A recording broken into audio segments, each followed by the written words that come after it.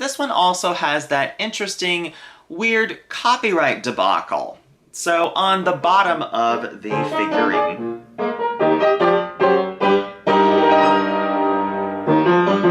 hello fellow Aussians and welcome to the channel.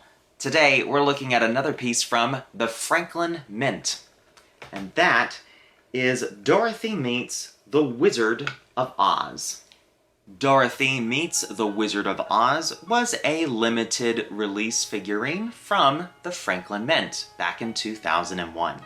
And this particular figurine gives us a different scene that we haven't typically seen with these Emerald City Wizard throne room scenes, where Dorothy is bringing back the broomstick to the wizard after the Wicked Witch has been melted.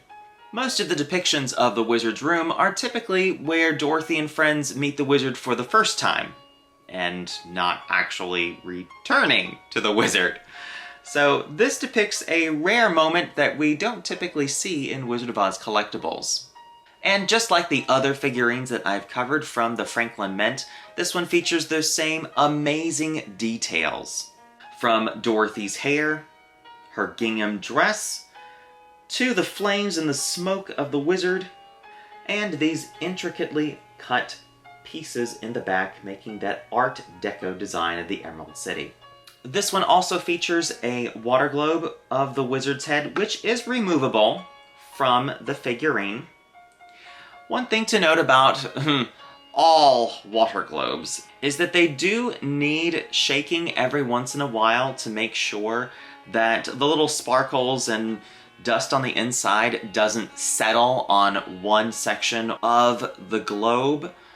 So just note that you really shouldn't stick water globes in an environment that's really hot, because it will definitely affect the water globe, whether the water will evaporate or, like I said, that dust and sparkles will settle in a place that you probably don't want it settling. Like the other figurines, this one is also made of that tesserae porcelain, which is a resin and a powdered porcelain combined together. It gives it an interesting look that somewhat looks like porcelain, but kind of looks like resin too. I think that what they're trying to do is create something that looks like porcelain, but is really resin. This one also has that interesting, weird copyright debacle. So on the bottom of the figurine, it reads that it is copyright 1998. But figurine didn't come out in 1998. It came out in 2001. And I know this because I have one of the magazines from the Franklin Mint back in 2001 that has an advertisement for this particular figurine. This one does come packaged just like all of the other ones in those standard styrofoam boxes. There's nothing too special about them. Obviously there would have been an outer box that would have been the classic white and blue Franklin Mint boxes. I yet again don't have those, I just have the styrofoam to hold the figurine. Not a big deal to me.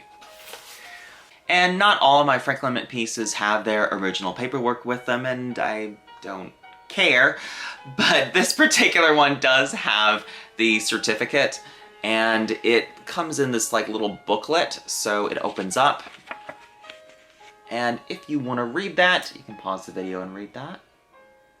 And on the back is the certificate aspect of it. Like a lot of the other Franklin Mint pieces, the prices for this one haven't exactly skyrocketed, but they also haven't plummeted either. This one is not one of the more common ones from this particular collection, but it's definitely not the rarest one. I've seen this one sell anywhere between $50 to $100. It just depends on the day. You might catch it on a really good day, might catch it on a bad day.